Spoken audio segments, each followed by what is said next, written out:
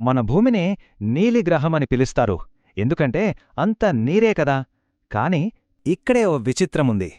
ఇంత నీళ్లున్న ఈ గ్రహం మీద మనం తీవ్రమైన నీటి కొరతతో ఎందుకు ఇబ్బంది పడుతున్నాం? అసలీ వింత పరిస్థితికి కారణం ఏంటో ఇప్పుడు వివరంగా చూద్దాం. ప్రశ్న చాలా సింపుల్గా అనిపిస్తుంది గదూ. భూమి మీద మూడొంతులు నీళ్లే ఉన్నప్పుడు కోట్లాది మంది ప్రజలు ఎందుకు దాహంతో అలమటిస్తున్నారు? ఈ వైరుధ్యం వెనుకున్న సమాధానం మనం అనుకున్నంత సులభం కాదు. అది మనల్ని ఆశ్చర్యపరుస్తుంది. ఈ రెండు చిత్రాలు చూడండి, ఒకే కథను చెబుతున్నాయి.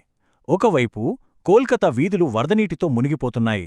మరోవైపు చూస్తే మహిళలు ఖాళీ బిందెలతో మంచినీటి కోసం గంటల తరబడి ఎదురుచూస్తున్నారు. దీన్ని బట్టి అర్థమవుతుందేంటంటే అసలు సమస్య నీళ్లు లేకపోవటం కాదు, ఆ నీళ్లు సరైన చోట సరైన సమయంలో అందుబాటులో లేకపోవటం. 200 కోట్లు! ఈ నంబర్ వింటేనే షాక్ కొడుతుంది కదా.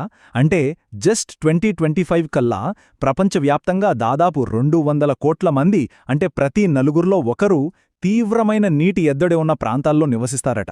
ఇది కేవలం ఒక అంచనా కాదు, ఇది ఒక తీవ్రమైన హెచ్చరిక. చాలామంది ఏమనుకుంటారంటే నీటి కొరత అంటే వర్షాలు పడకపోవడమే అని. కాని అసలు కథ అది కాదు. ఈ సమస్య మూలాలు ప్రకృతిలో కంటే మన పనుల్లోనే ఎక్కువగా ఉన్నాయి. మనం ఎక్కడ తప్పు చేస్తున్నామో ఒకసారి చూద్దాం. నీటి కొరత అంటే చాలామంది అనుకున్నట్టు నీళ్లు లేకపోవడం మాత్రమే కాదు. అసలు అర్థమేంటంటే ఉన్న నీటినే మనం విపరీతంగా వాడేయడం, వేస్ట్ చేయడం. ఇంకా చెప్పాలంటే కొందరి చేతుల్లోకే నీళ్లు వెళ్ళిపోవడం. ఇది ప్రకృతి చేసిన తప్పు కాదు, పూర్తిగా మనుషులు సృష్టించుకున్న సంక్షోభం. మరి ఇంత ఒత్తిడికి కారణాలేంటి? ఓవైపు చూస్తే ఆగకుండా పెరుగుతున్న జనాభా, వాళ్లకి కావాల్సిన తిండి. మరోవైపు ఫ్యాక్టరీలు, సిటీలు. ఇవన్నీ కలిసి మన మంచినీటి వనరులను పిండేస్తున్నాయి. ఈ నంబర్స్ వెనక ఇలాంటి ఎన్నో కథలున్నాయి. చూడండి, మంచుతో కప్పుకున్న కాశ్మీర్లో కేవలం బేసిక్ అవసరమైన నీళ్ల కోసం ఎంత కష్టపడుతున్నారో. మనకు చాలా తేలిగ్గా దొరికే నీళ్ల కోసం కొందరు రోజూ ఇలా పోరాటం చెయ్యాల్సిందే. నీటి కొరతలో మనం 2 రకాలు చూడాలి. ఒకటి పరిమాణాత్మక కొరత, అంటే క్వాంటిటీ ప్రాబ్లం, అసలు నీళ్లే లేకపోవడం. రెండోది గుణాత్మక కొరత, అంటే క్వాలిటీ ప్రాబ్లం. నీళ్లు బోలెడున్నా ఫ్యాక్టరీల వ్యర్థాలు రసాయనాలతో కలుషితమైపోయి తాగడానికి కూడా పనికిరాకుండా పోవడం.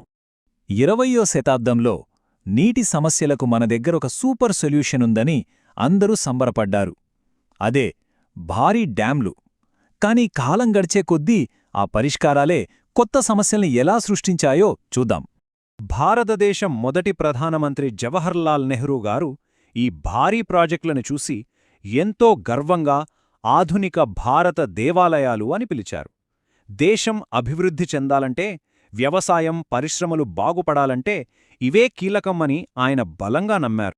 హీరాకుడ్ లాంటి పెద్ద పెద్ద ప్రాజెక్టులు, అవి కేవలం డ్యాంలు కాదు, ఒకే దెబ్బకు సాగునీరు, కరెంటు, వరదల నియంత్రణ, ఇలా ఎన్నో పనులను చేసే ఇంజనీరింగ్ అద్భుతాలుగా వాటిని చూశారు. కాని చెప్పిన మాటలకి జరిగిన దానికి మధ్య చాలా తేడా వచ్చింది. అవును, డ్యాంల వల్ల కొన్ని లాభాలు జరిగాయి, కాని నదుల సహజ ప్రవాహాన్ని పూర్తిగా దెబ్బతీశాయి. అంతేకాదు, జలాశయాల్లో పూడిక పేరుకుపోయి వరదలను ఆపాల్సిన డ్యాంలే కొన్నిసార్లు వరదలకు కారణమయ్యాయి. వీటన్నిటికంటే దారుణం ఏంటంటే లక్షల మంది ప్రజలు వాళ్ల ఇల్లు, పొలాలు వదులుకుని నిరాశ్రయులయ్యారు. ఇంతేకాదండ్రోయ్, ఈ డ్యాంలు రాష్ట్రాల మధ్య కూడా గొడవలు పెట్టాయి. నీటి హక్కుల కోసం, నీటి పంపకాల కోసం మొదలైన వివాదాలు పెద్ద పెద్ద రాజకీయ సమస్యలుగా మారాయి. సరే, ఆధునిక ఇంజనీరింగ్ పరిష్కారాలే కొత్త సమస్యలను తెచ్చిపెడితే మరి దారేది? బహుశా సమాధానం భవిష్యత్తులో కాదు, మనం మర్చిపోయిన మన గతంలోనే ఉందేమో. మన పూర్వీకుల తెలివితేటల్ని ఓసారి పరిశీలిద్దాం. ప్రాచీన నీటి సేకరణ పద్ధతులకు ఇదొక అద్భుతమైన ఉదాహరణ. హిమాలయాల్లో గుల్స్ లేదా కుల్స్ అనే ఈ చిన్న కాలువల ద్వారా మంచు పర్వతాల నుండి కరిగిన నీటిని నేరుగా గ్రామాలకు తీసుకెళ్లేవారు. ఎంత సింపుల్, ఎంత ఎఫెక్టివ్! మన పూర్వీకుల ఇంజనీరింగ్ స్కిల్స్కి ఇది మరో సాక్ష్యం. మేఘాలయలో ఏకంగా 200 ఏళ్ల నాటి ఈ వెదురు పైపుల వ్యవస్థను చూడండి. సెలయేళ్లలోని నీటిని ఒక్క చుక్కగూడా వృధా కాకుండా నేరుగా మొక్కల వేర్ల దగ్గరికి చేరవేస్తారు.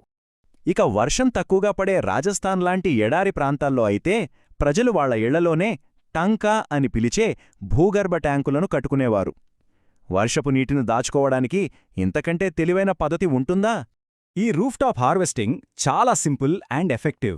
ఇంటి పైకప్పు మీద పడిన వర్షపు నీటిని మొదటి జల్లుతో పైకప్పు క్లీన్ అయ్యాక మిగతా నీటిని పైపుల ద్వారా భూగర్భంలో ఉన్న ట్యాంక్లోకి పంపిస్తారు.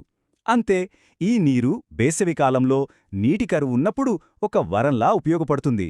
ఇక్కడ చాలా ఆశ్చర్యకరమైన విషయమేంటంటే, ప్రపంచంలోనే అత్యధిక వర్షపాతం నమోదయ్యే ప్రాంతాల్లో ఒకటైన షిల్లాంగ్లో కూడా తీవ్రమైన నీటి కొరత ఉంది. అక్కడ ప్రజలు కూడా ఈ రూఫ్టాప్ హార్వెస్టింగ్ మీదే ఆధారపడతారు. దీన్ని బట్టి మనకేమర్థమవుతోంది? సమస్య వర్షం లేకపోవడం కాదు, ఉన్న నీటిని సరిగ్గా వాడుకోకపోవడం. ఇప్పటిదాకా మనం సమస్య ఏంటి, కారణాలేంటి, కొన్ని పరిష్కారాలేంటో చూశాం. ఇప్పుడు మనం వేసుకోవలసిన అసలైన ప్రశ్న ఒక్కటే: మన నీటి భవిష్యత్తు ఎలా ఉండబోతోంది? మన ముందున్నది ఇదే ప్రశ్న. మన నీటి భవిష్యత్తును నిర్ణయించేది భారీ ఇంజనీరింగ్ ప్రాజెక్ట్లా, లేక మన పూర్వీకుల నుండి వస్తున్న స్థానిక విజ్ఞానమా? నిజానికి సమాధానం రెండింటిలో ఏదో ఒకటి కాదు.